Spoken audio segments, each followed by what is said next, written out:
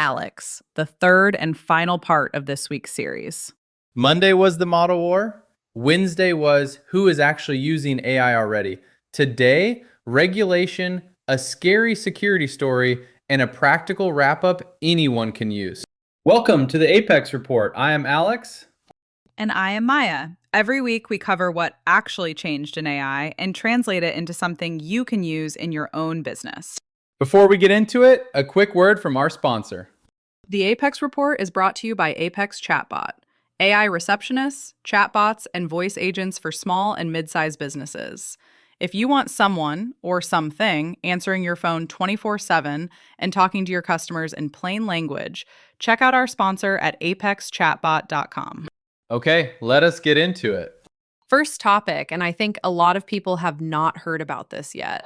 They should, because it matters. The European Union's big AI regulation moves into stricter enforcement on August 2nd, which is very soon. Does that mean I, as a small business owner, need to do something right now? This is the part worth clarifying. The regulation basically splits people into two groups: the ones who build and sell an AI system, and the ones who just use one in their own business. As a small business owner, you fall into the second group almost every time. So the heavier rules do not apply to me. The strictest obligations and the biggest fines land on the big developer companies, the ones actually building and selling the AI system itself. If you are a small business just using a finished service, your side of this is much lighter. Is there anything in here that does touch me? Yes, one important thing. If your customers are interacting with an AI system, whether that is a chatbot or a phone-based AI receptionist, you need to clearly disclose that they are talking to AI. That is a transparency requirement, and a serious provider like us builds that in by default. And if I am a small business, is there any kind of relief for me? There is. The regulation specifically provides simplified guidance, more favorable treatment, and easier to follow templates for small and medium-sized businesses.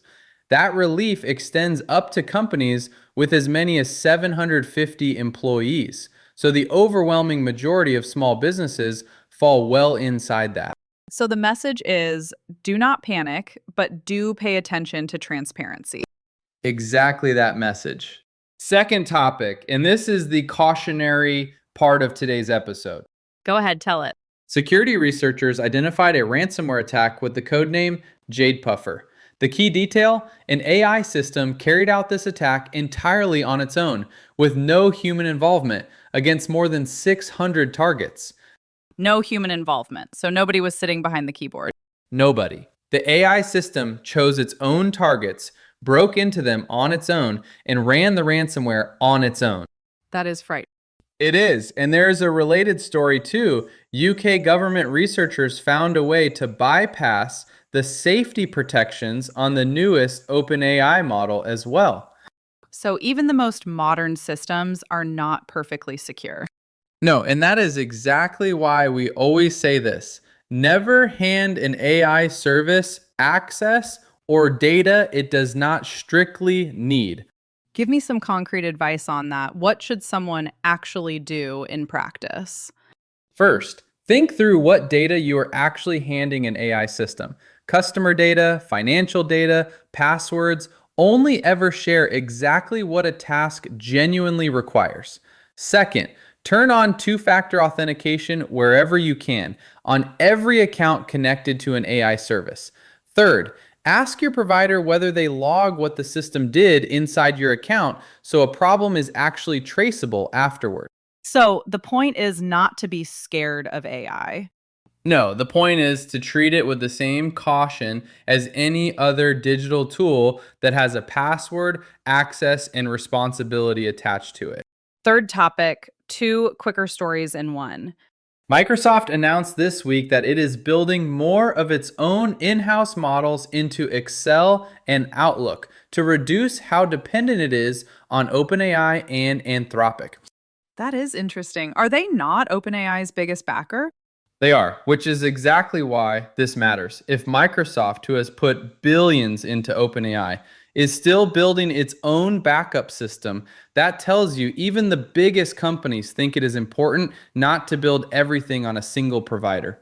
So the backup plan idea comes up again. Exactly. If you are choosing an AI receptionist or chatbot, ask the provider, what happens if the model you run on goes down for a month? A serious provider has an answer. If they just shrug, that shrug tells you something too. And the other story? Apple filed a lawsuit against OpenAI. They are alleging trade secret theft and pointing to more than 400 former Apple employees now working at OpenAI. Important caveat, this is an allegation from Apple so far. The case is still ongoing. We do not know the outcome yet. That does not directly affect us as small business owners. Not directly, but it shows how much is at stake in this industry right now. The biggest tech companies are genuinely fighting over the best talent and the best technology. What does that mean for you?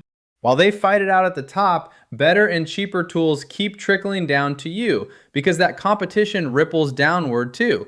Better service, lower prices, faster progress. Before we wrap up, let us make this practical. Take 4 different types of business and see what this week's and this whole series news actually means for each. Start with a medical or dental practice. For them, the biggest story is the banned model that came back, which we covered Monday. If a practice builds its AI receptionist or booking system on a single provider and a single model, and that goes down for weeks, they directly lose patients. Their takeaway, ask your provider what the backup plan actually is. A restaurant or a small shop? For them, the finished work AI is the big one, also from Monday. The weekly social post, the weekly promo newsletter, summarizing the supplier order, all of that is exactly the kind of repetitive task a system like this can now genuinely take off your plate, not just draft for you. A real estate agent or a law office? For them, the massive context model is the most exciting story from Wednesday. They are the ones sitting on huge piles of old documents, contracts, correspondence for a single case. And until now, there was no way to process all of it at once. Once that model is actually available, it is worth trying. And an online store or e-commerce business? For them, today's security section and the transparency rule are the most important. They're the ones handling customer data, card data, order history, and they're required to clearly disclose when a customer is talking to an AI. It is especially worth their while to think through what data they hand an AI system and turn on 2-factor authentication everywhere they can. So this week's series was not really aimed at just one kind of business. No, that is exactly the point. Depending on which industry you are in, a different part of this week's topics will matter most to you, but at least one of them applies to you too. All right, let us pull it together. What should a listener actually do after this series? 7 things. Give them to me one by one. 1. Do not panic about all the new names. Sol, Terra, Luna, Gemini's new version. That is all under the hood. What matters to you is the service, not the name of the engine. 2. Ask your provider what happens if the AI model they run on goes down temporarily. A serious provider already has an answer ready. 3. Think through what data you are handing an AI system. Only share what a task genuinely needs and turn on 2-factor authentication everywhere you can. 4. If you have a repetitive task that needs a finished piece of work, a report, a newsletter, a summary, start thinking about how a system that assembles that on its own could help. 5. Check whether the AI systems you use disclose to your customers that they are talking to AI. That is about to become expected, not just recommended. 6. Do not feel behind if you are not using AI yet. Most people are not held back by cost. It is because they do not know where to start.